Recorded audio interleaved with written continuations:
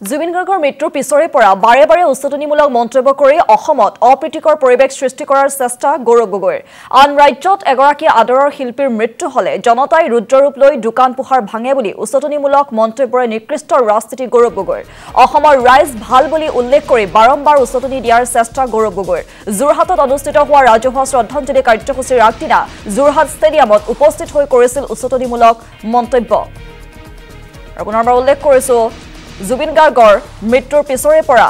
বাৰে বাৰে উচতনিমূলক মন্তব্য কৰাৰ অভিযোগ উত্থাপন হৈছে গৌৰৱ গগৈৰ বিৰুদ্ধে উচতনিমূলক মন্তব্য কৰি অসমত অপ্ৰীতিকৰ পৰিৱেশ সৃষ্টি কৰাৰ চেষ্টা গৌৰৱ গগৈৰ আন ৰাজ্যত এগৰাকী আদৰৰ শিল্পীৰ মৃত্যু হলে জনতাই ৰুদ্ৰৰূপ লৈ দোকান পোহাৰ ভাঙে বুলি উচতনিমূলক মন্তব্যৰে নিকৃষ্ট ৰাজনীতি গৌৰৱ গগৈৰ অসমৰ ৰাইজ ভাল বুলি উল্লেখ কৰি বাৰম্বাৰ উচতনি দিয়াৰ চেষ্টা গৌৰৱ গগৈৰ যোৰহাটত অনুষ্ঠিত হোৱা ৰাজহুৱা শ্ৰদ্ধাঞ্জলি কাৰ্যসূচীৰ আগদিনা যোৰহাট ষ্টেডিয়ামত উপস্থিত হৈ কৰিছিল উচতনিমূলক মন্তব্য বেলেগ বেলেগ ৰাজ্যতো যেতিয়া এগৰাকী মহান শিল্পীৰ মৃত্যু হয় তেওঁলোকৰ অনুৰাগীসকল ইমান আৱেগিক হৈ যায় গোটেই মানে দোকান চোকানৰ মানে ভাঙি টায়াৰ চাই জ্বলাই এনেকুৱাও আমি কিছু বাতৰি আমি পঢ়িবলৈ সক্ষম হৈছোঁ আৰু ইফালে শুকুৰবাৰে শিৱসাগৰত জুবিন গাৰ্গৰ শ্ৰদ্ধাঞ্জলি অনুষ্ঠানত অংশ লৈ পুনৰ কৰিলে উচতনিমূলক মন্তব্য গৌৰৱ গগৈ লক্ষ লক্ষ মানুহবোৰ ৰাস্তাত ওলাই আহিলে কিন্তু হুলস্থুল নাই কৰা আৱেগিক হৈছে আৱেগিক হোৱাটো স্বাভাৱিক কিন্তু পাব্লিক প্ৰপাৰ্টি টায়াৰ জ্বলোৱা গাড়ী ভাঙা দোকান ভাঙা মানুহক মাৰপিট কৰা কাজিয়া কৰা এইবোৰ সব তেওঁলোকে কৰা নাই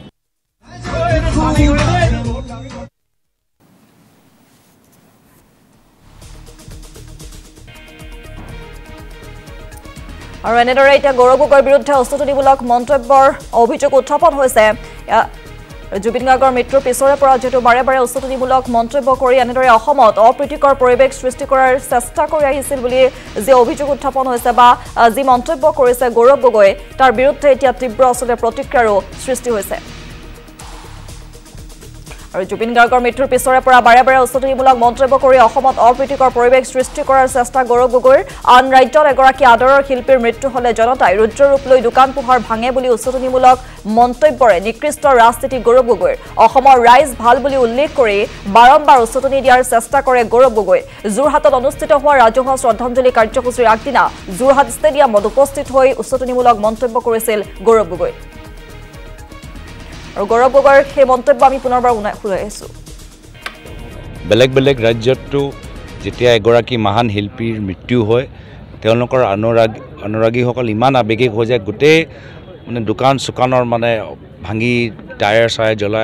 জ্বলাই এনেকুৱাও আমি কিছু বাতৰি আমি পঢ়িবলৈ সক্ষম হৈছোঁ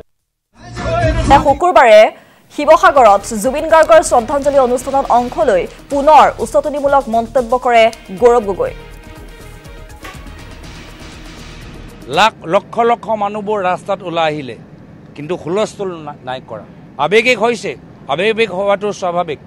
কিন্তু পাব্লিক প্ৰপাৰ্টি টায়াৰ জ্বলোৱা গাড়ী ভাঙা দোকান ভাঙা মানুহক মাৰপিট কৰা কাজিয়া কৰা এইবোৰ সব তেওঁলোকে কৰা নাই